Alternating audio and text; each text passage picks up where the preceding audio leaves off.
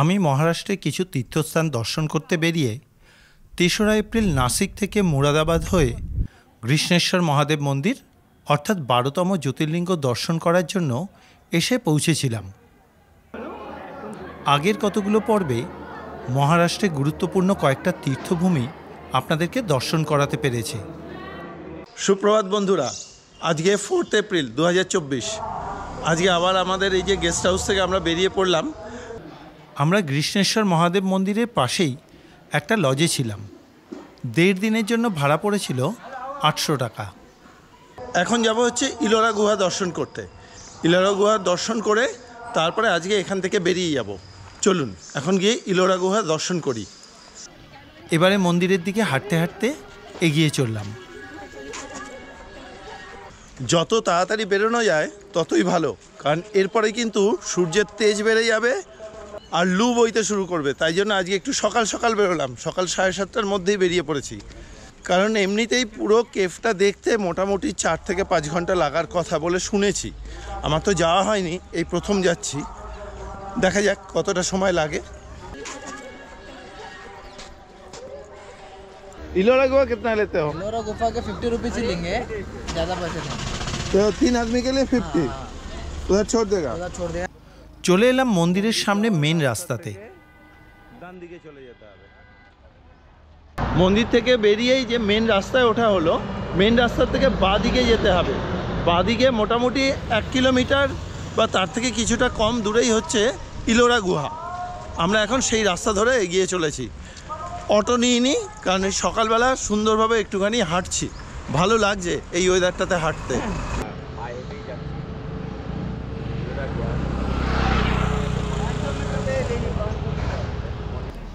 Minute 15 মধ্যেই পৌঁছে গেলাম ইলোরা গুহার কম্পাউন্ডের প্রথম প্রবেশদ্বারে। বর্তমানে এই পুরো অঞ্চলটা আর্কিওলজিক্যাল সার্ভে অফ ইন্ডিয়ার তত্ত্বাবধানে রয়েছে। এই যে ইলোরা কেভের এন্ট্রেন্স এটা, কিন্তু তার আগে এই যে বাহাতে আমাদেরকে টিকিট কাটতে হবে। চলুন কাউন্টারে যাই। চলে এলাম টিকিট কাউন্টারে। भैया 2 टिकट दीजिए और एक वीडियो कैमरा। ভারতীয়দের জন্য প্রবেশ মূল্য 40 টাকা আর বিদেশিদের জন্য প্রবেশ মূল্য 600 টাকা প্রতিজন। কাউন্টার থেকে টিকিট কেটে নিলাম। ভেতরে প্রবেশ করার জন্য এরকম একটা টোকেন দেবে। এই টোকেনটা ওখানে পাঞ্চ করে ঢুকতে হবে এবং বেরোনোর সময় এই টোকেনটা কিন্তু আবার ফেরত দিতে হবে। এবার আমি ভেতরে ভিডিও ফটোগ্রাফি করব, তার জন্য আমাকে স্পেশাল আবার একটা এন্ট্রি ফিস দিয়ে, এটা 25 টাকা নেয় ভিডিও ফটোগ্রাফির জন্য। এইটার একটা মানি রিসিট করাতে হলো। এরপরে আমরা ভেতরে যাই, চলুন। এরপরে চলে এলাম টোকেন পাঞ্চ করার গেটে।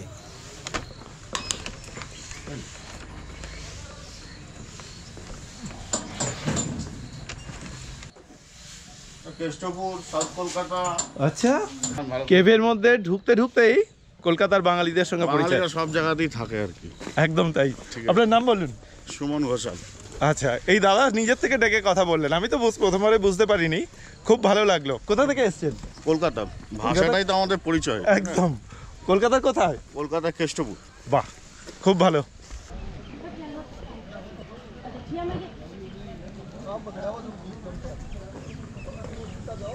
ঢুকেই কিন্তু ডান হাতে একটা ম্যাপ দেওয়া রয়েছে। এই ম্যাপ থেকে কিন্তু আপনি মোটামুটিভাবে বুঝে নিতে পারবেন কোথায় কি আছে। আর সামনে পাওয়া যাবে গাইড। ভাইয়া, গাইড কা চার্জ कितना रहता है? सर गाइड गवर्नमेंट का लेंगे तो 1 से 5 आदमी का 2050 रुपये चार्ज है। वो जो गवर्नमेंट आपको वहाँ मिलेंगे। आप कितना लोगे इधर टोटल? हम अकेले अकेले का वो उतना ही चार्ज रहता है गवर्नमेंट 2050। हम लोकल गाइड रहते जो 700 रुपये रहते। आपको क्या फ़र्क रहता है वो भी समझाते कि हम लोग जो केव के सामने लेकर जाते हैं उसके बारे में समझाते। वो दूसरे गवर्नमेंट के गाइड जो आर्कोलॉजिस्ट रहते इंडिया टूरिज्म से, वो केव के अंदर आकर एक्सप्लेन करते। इसलिए वो 2050 वो लेना है तो बुकिंग काउंटर में। এই পুরো অঞ্চলের গুহাগুলোতে হিন্দু, বৌদ্ধ ও জৈন ধর্মের নিদর্শন পাওয়া যায়। জানা যায় 5ম থেকে 11 শতাব্দীর মধ্যে এই গুহাগুলো তৈরি করা হয়েছিল। একদম কেভের কাছাকাছি চলে এসেছি, অনেকটা ঢুকে পড়েছি। এখানে কিন্তু 34খানা গুহা আছে। 34টা গুহা তো আর দেখা সম্ভব নয়, তাই জন্য আমরা প্রথমে কৈলাস টেম্পল আছে যে গুহাটায়, ওই জায়গা থেকে আমরা দর্শন শুরু করব। ওটা হচ্ছে 16 নম্বর গুহা। এই 16 নম্বর গুহাটা কিন্তু মেন যে প্রবেশদ্বার, ওখান দিয়ে ঢুকেই একদম সামনে পড়বে। এখানে বৌদ্ধ ধর্মের 12টি গুহা, হিন্দু ধর্মের 17টি গুহা এবং জৈন ধর্মের 5টি গুহা মন্দির আছে। চারিদিকের প্রকৃতি খুব সুন্দর দেখতে লাগছে। এই সকালবেলাতেই তাপমাত্রা 22 ডিগ্রির কাছাকাছি। বাগানের মধ্যে দিয়ে হাঁটতে হাঁটতে পৌঁছে গেলাম। এই হচ্ছে সেই ইলোরার বিখ্যাত কৈলাস টেম্পল গুহা। দেখুন, দেখার মতন এক জিনিস।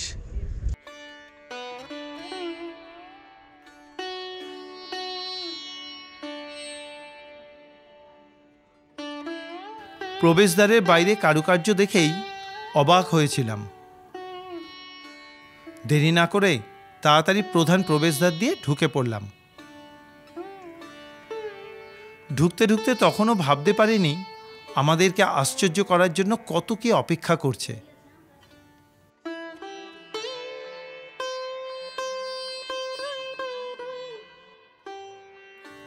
বর্তমানে আমি যে গুহা মন্দিরটিতে রয়েছি সেটা 16 নম্বর গুহা, যাকে কৈলাসনাথ বলেও ডাকা হয়। সম্পূর্ণ একটা পাথরকে কেটে কেটে এই মন্দিরটা তৈরি করা হয়েছে। গুহার প্রতিকটা কোনায় কোনায় পাথর কেটে কেটে সুন্দর সুন্দর মূর্তি তৈরি করা হয়েছে। পাহাড়ের একটা বড় পাথরকে কেটে এই বড় স্থাপত্যটি তৈরি করা হয়েছে। ভাবলে অবাক লাগে, আজ থেকে প্রায় 1500 বছর আগে, যখন আজকের মতন কোনো আধুনিক মেশিনপত্র ছিল না, তখন শুধুমাত্র লোহার ছেনি ও হাতুড়ির সাহায্যে আমাদেরই পূর্বপুরুষরা এই স্থাপত্য নিদর্শনগুলি তৈরি করে গেছেন, যা আজকের দিনে দাঁড়িয়ে অসম্ভব বলে মনে হয়। হয়তো এই জন্যই অনেকে বলে থাকেন ইলোরার কৈলাস মন্দির ভিন্ন গ্রহের প্রাণী অর্থাৎ এলিয়ানরা তৈরি করেছে। মন্দিরের প্রতিকটা দিক থেকে দেখলে নতুন নতুন রূপে কৈলাস মন্দিরকে দেখা যায়।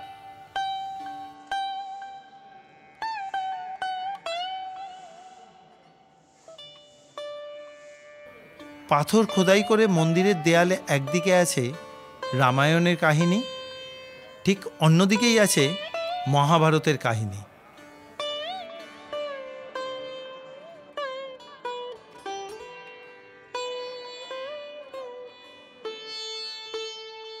এবারে সিঁড়িপথ ধরে ঢুকে পড়লাম মূল মন্দির প্রাঙ্গণে।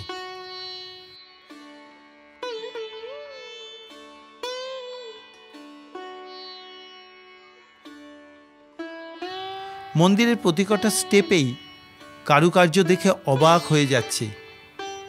সত্যি, পাথর কেটে এই শিল্পকলা যারা ফুটিয়ে তুলেছেন তাদের প্রতি আমার শ্রদ্ধা নিবেদন করার ভাষা জানা নেই। ওপরে উঠেই ডান দিকে নন্দী মহারাজের নন্দী মণ্ডপ, তার সামনেই রয়েছে স্বয়ং মহাদেবের কৈলাস মন্দিরের প্রবেশদ্বার। প্রবেশদ্বারে কিছুক্ষণ দাঁড়িয়ে বিভিন্ন শিল্পকর্ম দেখতে লাগলাম। প্রবেশদ্বারের ওপর দিকে একটা জায়গায় দেখলাম বহু বছর আগে রঙের ব্যবহার হয়েছিল, এখনো তার কিছুটা নিদর্শন দেখা যায়। এরপর আস্তে আস্তে মূল মন্দিরে ঢুকে পড়লাম। ভেতরটা অন্ধকার অন্ধকার।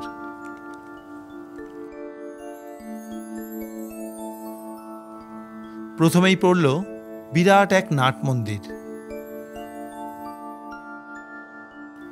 যত এই কৈলাস মন্দির দেখছি অবাক হচ্ছি এই স্থাপত্য কৌশল দেখে। এবারে ঢুকে পড়লাম গর্ভমন্দিরে।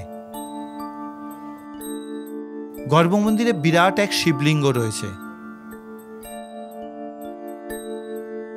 এই শিবলিঙ্গটিও মন্দির তৈরির সময়ের একটা পাথর থেকেই কেটে বার করা হয়েছে। মন্দিরের ভেতরে পর্যাপ্ত আলো না থাকায় ভালো করে ছবি তুলতে পারলাম না। এরপরে আমি কৈলাসনাথ মহাদেবকে প্রণাম করে নিলাম।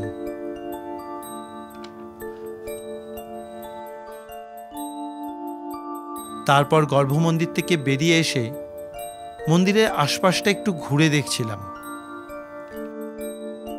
ধারণা করা হয় এই মন্দিরটি তৈরি করতে প্রায় 100 বছর সময় লেগেছিল। কারোর কারোর মতে এই মন্দিরটি তৈরি করতে প্রায় 20 বছর সময় লেগেছিল।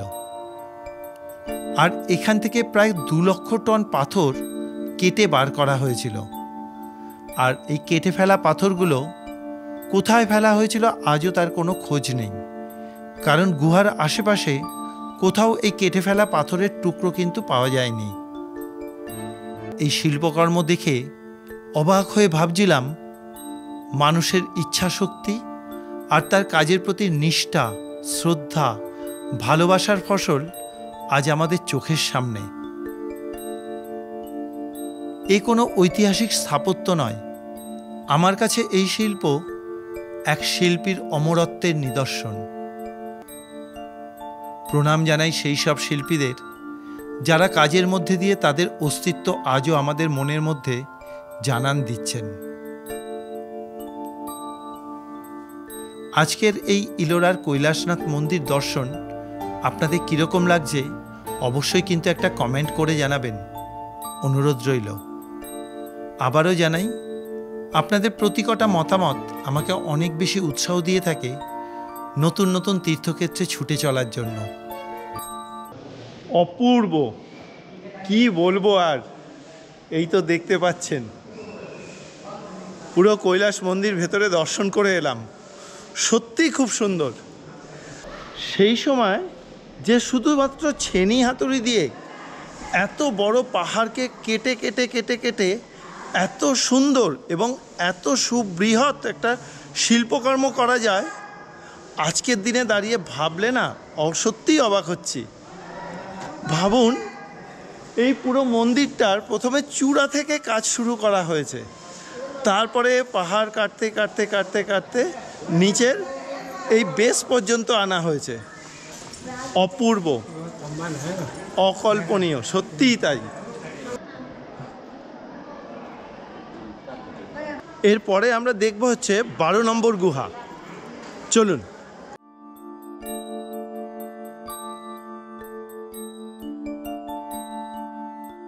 এই এসে পৌঁছে গেছি 12 নম্বর গুহাতে। চলুন। এই 12 নম্বর গুহা 3টে তলা থাকার জন্য একে 3 তাল বলা হয়। ঢুকে পড়লাম প্রথম তলাতে। এটা একসময় ছিল বুদ্ধিস্ট মনাস্ট্রি। এই 3 তাল গুহাটা তৈরি হয় 8ম শতাব্দীতে। একতলাটা মূলত প্রার্থনা হল হিসেবে ব্যবহার করা হতো, আর বাকি 2টো তলা থাকার জন্য ব্যবহার করা হতো। 12 নম্বর গুহা দর্শন করে বেরোলাম। এটা কিন্তু একটা বুদ্ধ গুহা, বোঝাই গেল। এরপরে যাব হচ্ছে 11 নম্বর গুহাতে। চলুন, এর থেকে ওই 12 নম্বর থেকে বেরিয়েই বাঁ দিকটাতে আর কি।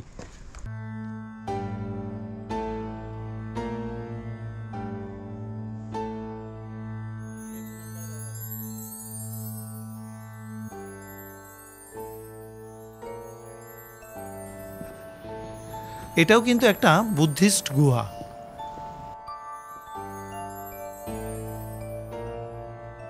ভেতরে ধ্যানরত বুদ্ধদেবের মূর্তি তৈরি করা আছে।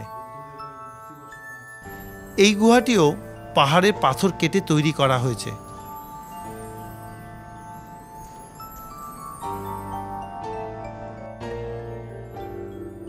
এবারে সিঁড়িপথ ধরলাম দোতলায় যাব বলে।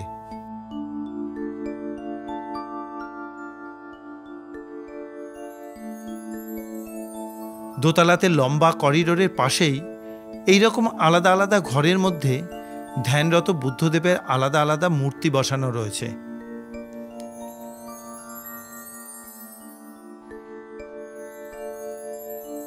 দেয়ালগুলোতে খুব সুন্দর কারুকার্য করা।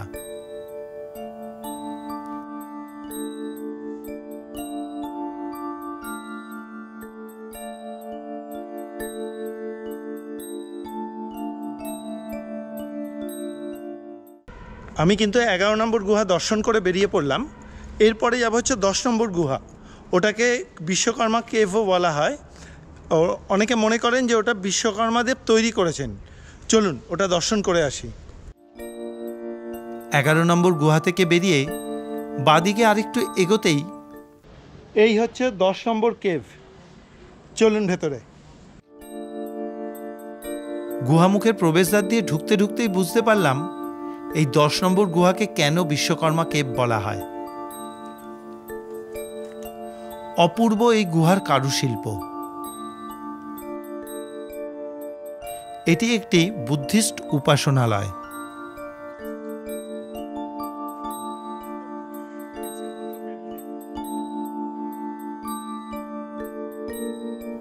ঢুকে পড়লাম মূল উপাসনা কক্ষে। অপূর্ব অপূর্ব এখানকার কারুশিল্প। সামনেই গৌতম বুদ্ধের মূর্তি রয়েছে। ওপর দিকে তাকিয়ে দেখে আরও অবাক হয়ে গেলাম। পাথর কেটে কেটে আর্চ তৈরি করে যে নিদর্শন দেখলাম, সত্যি তা অকল্পনীয়।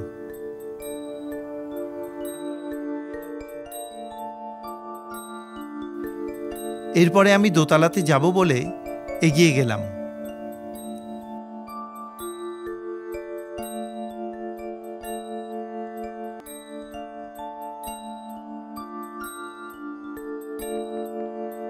সামনের সিঁড়ি দিয়ে ওপরে উঠতে সত্যিই আমি অবাক।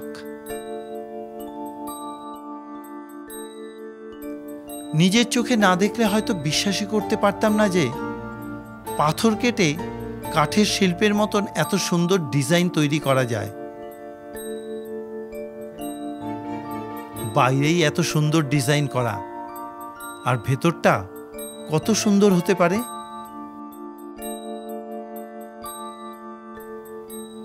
দরজায় তালা দেওয়া, তাই ঢুকতে পারলাম না। আজ ইলোরা গুহা দেখতে এসে জীবনের অনেক কিছু অজানার মধ্যে আজ বুঝতে পারলাম আমাদের প্রাচীন ভারতবর্ষ শিল্পকলায় কতটা উন্নত ছিল, আর আজ আমরা তার কিছু নিদর্শন দেখতে পাচ্ছি। 10 নম্বর গুহা দর্শন করে বেরোলাম। খুব ভালো লাগলো। মানে এখানের কাজগুলো এতটা সুন্দর লাগছে, আপনাদেরকে তো দেখালাম। পুরো ভেতরের যে আর্চগুলো করেছে মনে হচ্ছে যেন কাঠ কেটে কেটে করেছে। এই মন্দিরের শিল্পকলা সম্বন্ধে বলার মতন ভাষা কিন্তু আমার জানা নেই। চলুন সামনের দিকে। ইলোরাতে মোট 100টা মতন গুহা আছে। তার মধ্যে 34টা গুহা আমরা সাধারণ মানুষরা দেখতে যেতে পারি। এবারে ঢুকে পড়লাম 8 নম্বর গুহাতে। এটাও বুদ্ধিস্ট গুহা। এই গুহাটি খুব বেশি বড় নয়।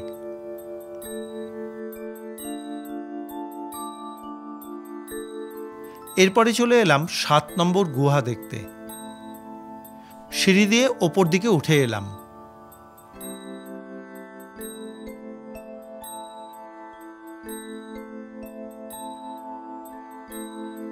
এখান থেকে পুরো ইলোরা চত্বর দেখতে খুব সুন্দর লাগছে।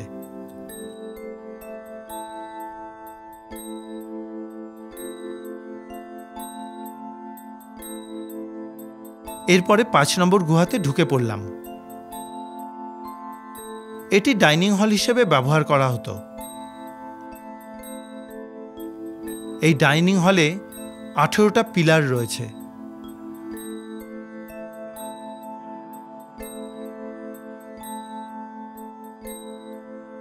প্রতিকটা পিলারের গায়ে কারুকার্য দেখার মতো।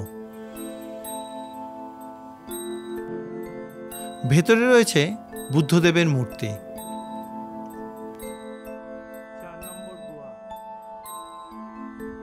এরপরে 4 নম্বর গুহাতে ঢুকে পড়লাম।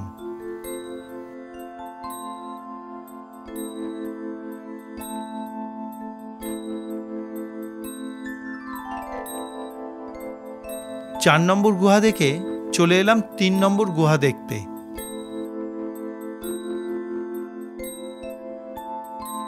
3 এবং 4 নম্বর গুহাতেও বুদ্ধদেবের মূর্তি বসানো আছে।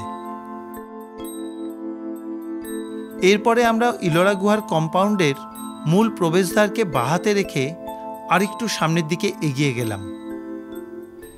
এইখানটাতে বর্ষার সময় আসলে বেশ ভালো ঝর্ণা দেখা যায়। এখন তো শুকনোর সময়, এখন সেটা দেখতে পেলাম না। সামনে সুন্দর বাঁধানো রাস্তা ধরে এগিয়ে চললাম। এই ব্রিজটা পেরিয়ে অর্থাৎ মেন এন্ট্রেন্স থেকে বাঁ দিকে হচ্ছে 16 নম্বর থেকে 34 নম্বর গুহা পর্যন্ত রয়েছে। আমরা সেই দিকেই যাচ্ছি। আমরা 21 নম্বরে যাব। ওই গুহাটা হচ্ছে হিন্দু টেম্পল গুহা।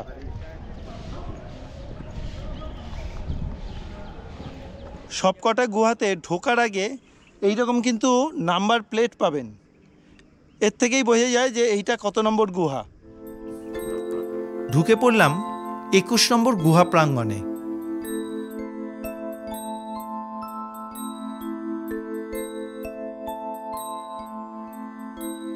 গুহামুখের সামনেই বসে রয়েছেন নন্দী মহারাজ। এরপরে ঢুকে পড়লাম 21 নম্বর গুহাতে। এই গুহাটি স্বয়ং মহাদেবকে উৎসর্গ করা হয়েছে।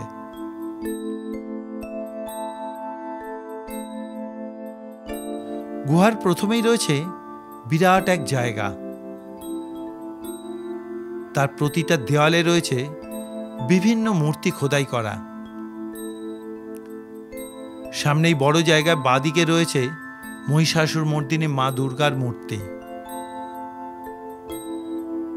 আর ডান দিকেও রয়েছে মা দুর্গার মূর্তি। দেওয়ালের বিভিন্ন দিকে সেই সময়কার বিভিন্ন নরনারীর রূপ তুলে ধরা হয়েছে।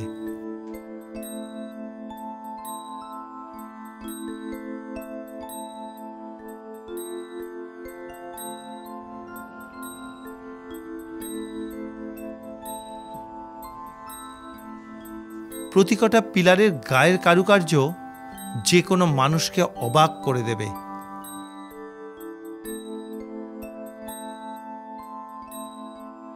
এই 21 নম্বর গুহার ভাস্কর্য দেখতে আমার অনেকটা সময় লেগে গেল।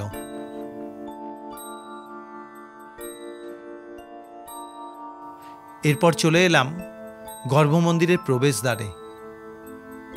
প্রবেশদ্বারের দুপাশেই অপূর্ব সুন্দর দুই দ্বার রক্ষকের মূর্তি রয়েছে। ভেতরে রয়েছে লিঙ্গরূপে স্বয়ং মহাদেব। মহাদেবকে প্রণাম জানিয়ে বেরিয়ে পড়লাম 21 নম্বর গুহা থেকে। বাইরে তখন প্রচুর রোদ এবং তাপমাত্রা প্রায় 37 ডিগ্রির কাছাকাছি। আরও কয়েকটা গুহা বাকি রইল, কিন্তু এই গরমে ফিরে এলাম মূল গেটের কাছে। 34 নম্বর এবং 29 নম্বর গুহা অনেকটা দূরে। সেখানে যেতে এই রকম ব্যাটারি গাড়ি পাওয়া যায়। মাথা পিছু ভাড়া পড়ে 30 টাকা করে। এই গরমে আমি আর যাইনি সেই দিকে। আপনাদেরকে আরও কয়েকটা ব্যাপারে ইনফরমেশন দিয়ে রাখি। খাওয়ার জল এবং সঙ্গে কিছু শুকনো খাবার, বিস্কুটের প্যাকেট হোক বা যা হোক, এগুলো একটু সঙ্গে রাখবেন, কারণ ঘুরে দেখতে কিন্তু অনেকটা সময় লাগবে। আমরা এসেছি সেই কোন সকালবেলা, এখন বাজে বেলা 1:30, তাহলে বুঝতেই পারছেন কতক্ষণ সময় লাগলো। আর বিভিন্ন জায়গায় যে ঘুরবেন, আশপাশে কিন্তু কোথাও ওয়াশরুম নেই। একদম মেন এন্ট্রেন্স যে জায়গাটা, ওই জায়গাতে ডান দিকে এবং বাঁদিকেই হচ্ছে ওয়াশরুম আছে, আর কিন্তু ভেতরে কোথাও ওয়াশরুম পাবেন না। আর খাওয়ার জল সঙ্গে আনবেন। তবে মাঝে মাঝে স্থানীয় কিছু ছেলে এখানে তারা জলে বোতল বিক্রি করছে, সেটা একদম রিজনেবল প্রাইস, 20 টাকাতেই বিক্রি করছে 1 লিটার। চলুন, আজকে এই ইলোরা গুহা দর্শন হলো। এরপরে আমরা সামনের দিকে যাই। এইবারের যাত্রায় ইলোরাকে বিদায় জানালাম। এই জায়গা দেখতে আসার সব থেকে ভালো সময় জুলাই মাস থেকে মার্চ মাসের মাঝামাঝি পর্যন্ত, না হলে আমার মতন গরমে কষ্ট পেতে হবে।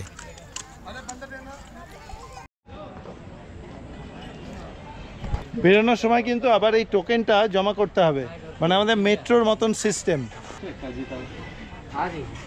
ठंडी तो मैं हारना ऊपर से डालना। चलिए चलिए चलो तो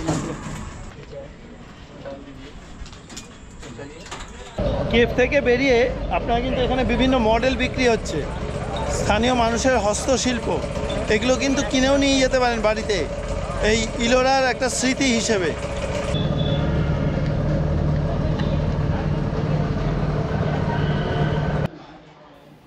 এরপরে আবার সেই গেস্ট হাউসে চলে এলাম। এখন বাজে বিকেল 5:30। এই এখন আমরা আমাদের গেস্ট হাউস ছেড়ে বেরিয়ে গেলাম। এখন এখান থেকে বাস ধরে যাব হচ্ছে ঔরঙ্গাবাদ। সেই ঔরঙ্গাবাদ থেকে তারপর ট্রেন ধরবো, যাব হচ্ছে মানমাড। মানমাড থেকে আমাদের রিজার্ভেশন করা আছে হাওড়ার জন্য। চলুন। এবারে কৃষ্ণেশ্বর মহাদেবকে প্রণাম জানিয়ে মন্দিরের সামনে থেকে বাসে উঠে পড়লাম। আজকের এই ইলোরা গুহা দর্শনের ভিডিও আপনাদের কীরকম লাগলো কমেন্ট করে একটা মতামত জানানোর অনুরোধ রাখলাম। আপনাদের প্রতি কটা মতামত আমাকে নতুন নতুন ভিডিও তৈরি করতে অনেক বেশি উৎসাহ দিয়ে থাকে। আজ এখানেই শেষ করছি। আবার দেখা হবে আগামী পর্বে নতুন সিরিজের নতুন ভিডিও নিয়ে। ততক্ষণের জন্য সবাই ভালো থাকবেন, সুস্থ থাকবেন। শুভ সন্ধ্যা।